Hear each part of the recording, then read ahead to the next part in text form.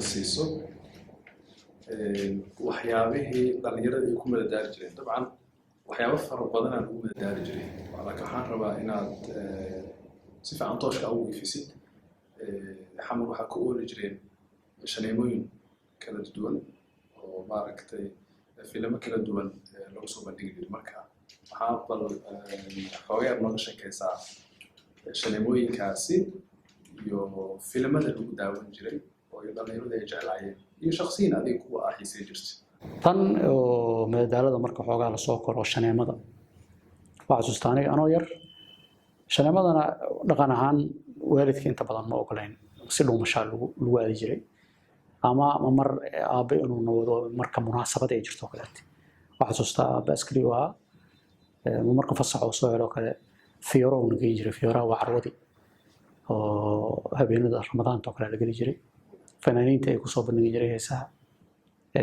tiyaatarka ma badnayn inuu isaga nawado laakiin walaalkay iga weyn ama mar ay geyn jiray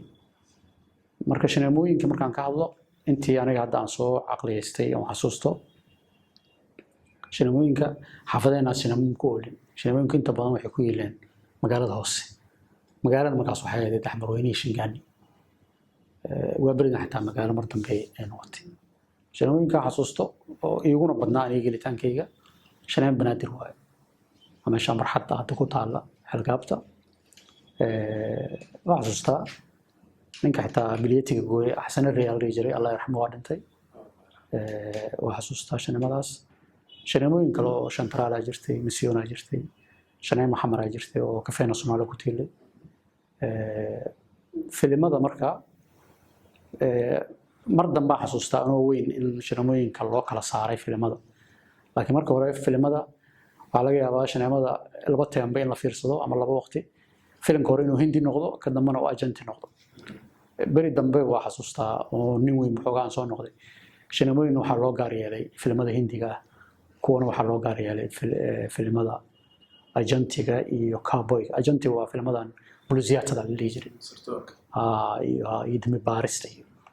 filmadana inta badan waxay ku bixi jireen loo tarjumi jiray af Talyaani waxyaabaha xasuusto waxaa kamid ah yaraanteeni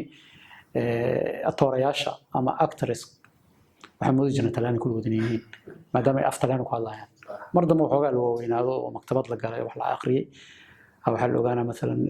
Clint Eastwood Lee Van Cleef iyo Lee Marvin iyo inay niman Maraykan yihiin oo inaan Talyaani ahayn afkaan Talyaanigana wax la dul saaray luqadii inay tahay oo tarjumaad ay tahay marka aniga shakhsiyan ilaa yaraanteedii waxaan jeclaa filimada ajantiga iyo cowboyga filim hindiya ma xasuusan karo waa asxaabteyda waa ka maqli jiray atoorayaal hindi Amitabh Bachchan Cali Dheere Sunidib iyo gabar kale oo caanayda jirtay halkaasoo Hema Malini la dhihi jiray Anjah in la yiraahdo Soomaalida u taqaano waa maqli jiray laakiin hindiga waxba kama garana laakiin filmadii ajantiga ahaa ama kuwa cowboyga ahaa aad aan u jeclaa waan daawo jiray atoorayaasha aan aad ugu helo Clint Eastwood kamid ah hadda nool oo 90 dhowr jira waxaa kamid ah nin ayaan dhow dhintay oo ahaa aabihii filmadii la dhihi jiray Zero Zero Zati waxa la dhihi jiray James Bond waa nin la dhihi jiray Sean Connery waxaa ka bedelay in la dhihi jiray Roger Moore waxaa ka sii bedelay Pierce Brosnan hadda waa nool yahay waa jooga Daniel Craig oo hadda wada ilaa hadda oo ku taxana aniga Zero Zero Zati film walba oo soo baxa oo 007 ah hadda kan ugu dambeeya hadda waxaan rajaynayaa August 2021 inuu soo bixi doono Daniel Craig oo wado waa haddii cumriga uu sameeyna inaan daawadan jeclahay haddii la yiraahdo